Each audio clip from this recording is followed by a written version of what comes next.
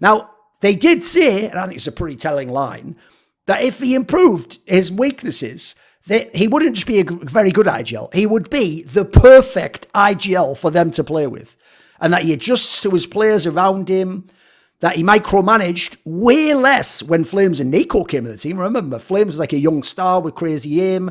Then you got Nico, who's already played with MSL, played with veterans, had big success and won championships. He doesn't need to micromanage these guys. These guys know what their job is. And I've also been told he knows when to be the micromanager. He knows when it's appropriate and he knows when it isn't. And they, quite frankly, by the way, the OG guys, they just think Nip and G2 were bad fits for him in terms of personalities in there, in terms of maybe what the org or the other players, the big players, expected from him. And also, you look at some of the pieces he had. Like I always say, Hooksy had JKS, Aleksib had Jax. Hooksy had basically no coach or an analyst. Aleksib had Extaz, a massive name coach coming off a lot of online success and some LAN success, who's got a whole system he wants to play in, and that might not be the same as Aleksib. Now he's got the old GOAT, the best player ever at Killing with the AWP, and someone who doesn't need any micromanaging. It got simple. That's an elite AWPer. That's an elite player. That's the greatest player. So if he has Simple, I tell you right now, he's going to give him maximum freedom. He's going to let Simple do what he wants to do and have his read on the game. And it's like when Michael Jordan played for Phil Jackson. Phil Jackson would explain it to Michael Jordan, right? You can take any of these options in the triangle offense of Tex Winter that I use. You can shoot whenever you want in theory. The system is there for the other players, so they know what to do. They know the hell to help you. They know what to do in response to what you're doing, and people aren't just stood around watching you play ball. So Simple can do whatever he wants in this team. The system's for the others, to help the others. And quite frankly, I want him at times to micro or focus on those players. Like when I look at JL's someone where you'll see if you listen to this Cuban reflections, yeah, he's someone, remember, who was an AWPer himself, and they switched him to the rifle. He's got good aim, but if you just see how he interacts and talks and plays a bit, he's brainless. He seems like a moron, quite frankly, in that Issa vein. So I hope that Aleksib is going to put focus into using this guy and tell him where to be and when to be and activating him and telling him what like little routes to follow. What's going on here, guys? He's just not working with that good a lineup. I wonder what people think other IGLs would, unless it's Carrigan, what do you think other IGLs would do with this lineup?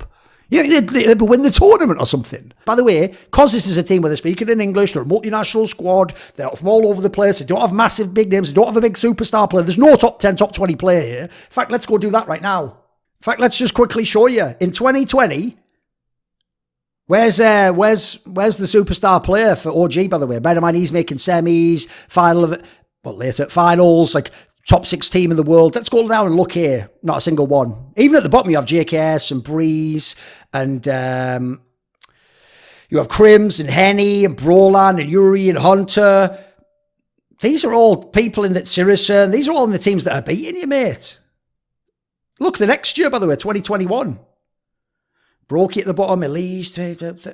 Both years, not a single player does Aleksib have in the HLTV top 20. Let's go here. Let's look at the ranking. Aleksib got the team here. Now we're about here, guys. They're going up to 12th, 11th. They're heading up. We're about to enter the top 10, aren't we? We're about to enter the top 10. We started the year at 27. We're about to enter the top 10. That's called doing your job. Yeah, mine is good because it's an angle no one's taken. So everyone at the moment's getting hyped about all these roster moves, right? So one of the biggest roster moves, even though to plebs it was never going to happen, because this is why it sucks being a journalist, Maui. There's 2 ways it goes. Either A, you know behind the scenes that player's joining. So when you talk, you go, be interesting if this guy joins, and every fan goes, nah, he would never join. He said on stream a year ago, he doesn't like that guy. And you go, I can't, you guys won't take a fucking hint. I'm basically telling you he's joining. So anyway, even though I've been telling people the whole time, what if, say, Aleksib was to join G2? They were like, nah, I think Nex is good, and at the major he was good. And besides Thorin, would he leave OG? And I think he likes OG. It's like, I'm telling you, I fucking know he's joining G2. Take the hint. And then on the side of Aleksib, where's the star players? The best star he's ever had was fucking Sergey years ago. And then what? maybe Flames now. That's it. That's it, boys. Like, by the way, if Mantu is your best player, let's not even have that discussion. So I want these two guys to get together finally. And it's like, not only will Aleksib now potentially be on a contender, a real one, also Nico gets the in-game leader. That could be enough to put him over the top, and this could be it. Like, the rest of the roster, you can have all sorts of debates about, did they get right player, did they remove this one? But those two pieces, those are the two pieces I want to start with. And you can make a top team from that. I think you can make a number one team from that, in my opinion. Third on my list is Aleksib. Now listen, this guy, I'll say what I said in my article a few months back. This guy is a monster up-and-coming IGL talent. Like, I've very rarely ever seen someone in the IGL role break out as basically, not a rookie he's playing last year, but a semi-rookie basically, and be IGL in your team to like amazing clutch wins, composed under pressure, great map pool. I mean, not great map pool in terms of width always, but depth certainly on some of the maps. Playing around players who've never been at the top, quite frankly, except Alu. Like, I don't buy this whole angle that I was sold by some of the Ents guys and other people who were close to them, where basically, oh, Alu was the one making the big calls when it was the key moment in the game. Like, having seen Ents play without Aleksib, having seen them play with Aleksib, it's night and day. Alu's not doing any of that shit. Alu actually at the moment is seeming like a pretty bad in-game leader, I've got to say. And I even think it's hit his individual game. I do think, quite frankly, that the calls and the approach and the tactical aspect and the component, it seems to me like most of it came from Aleksib. I might go counter people's stories, but I go by what I see in the server and I find what makes sense with that. Give me your take, Rugger. What was it like to work with this guy? What type of an IGL is he? I think he's a very modern IGL that knows what he wants as soon as the round starts. I think he was also good at adjusting along the way. I think some sort of mix between Glaive and Kerrigan. I think at some points he sacrificed himself a bit too much to get that view going for him. Also why he had like very highs and very like low lows individually. So I think the whole package was there. I think he had some problems getting it all like mixed together, at least in OG. I think where he landed now in NIP could be very good for him. I think the way he thinks of the game, the pace and everything he wants to play with, like very, let's call them dynamic players. I think they fit Aleksib's playstyle a lot. I think when he was leading the team, I think we had pieces that wanted to think more for themselves. And I think that probably was also one of the reasons why it never really clicked in the end. We have heard the same story about being on the same pace, right? Too many cooks in the kitchen, all this type of stuff. And at the same time, he was also a guy that wanted a lot of authority.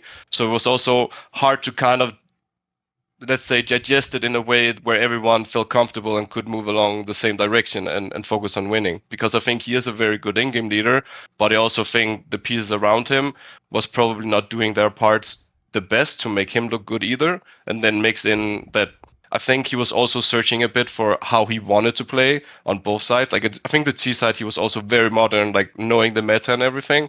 But on CT side, I felt like he found his footing for us. Like he tried to be the anchor, he tried to be the rotation, he tried to be kind of in the star player position, but it never really clicked.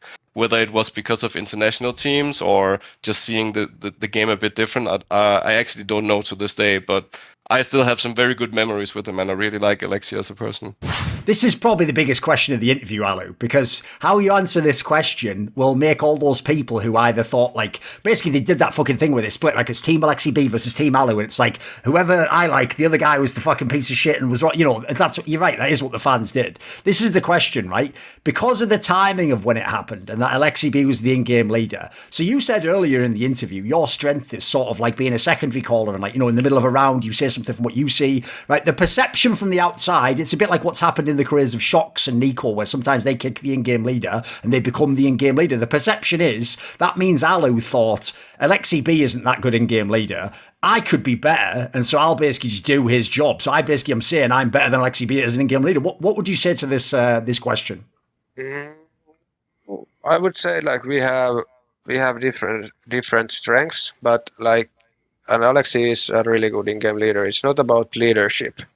I would say the trade was never about leadership. It was rather like what the meme became also, that firepower, right? Right, okay. Yeah, like it was more about like, because like, you know, we mostly lost to these teams that had these like superstar players. Yeah, whatever. Like, and we wanted to add to that, like kinda, and that's about it. It's more about that than about leadership.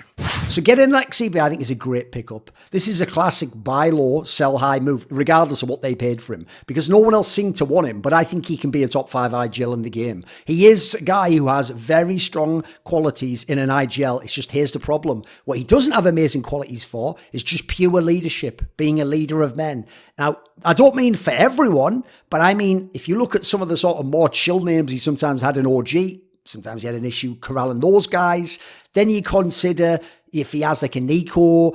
I mean, Animosity, just in terms of Animosity, is a very skilled player, and I would imagine outside of being shy in English interviews, probably quite cocky in the server, I would imagine, and thinks quite highly of himself, just a guess.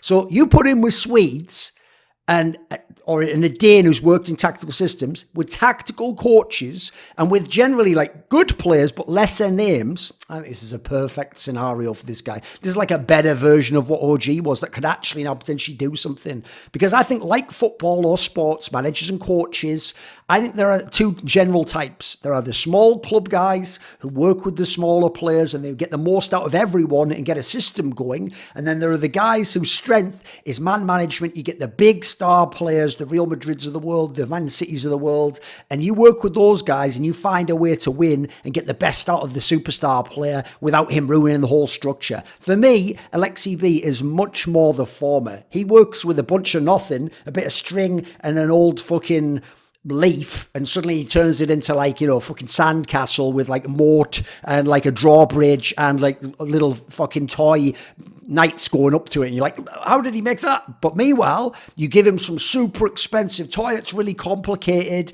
and has like a moving set of like instructions, and you have to, then maybe that's not for him, maybe that's not his style, and he wants to approach it one way and they have to conform to him.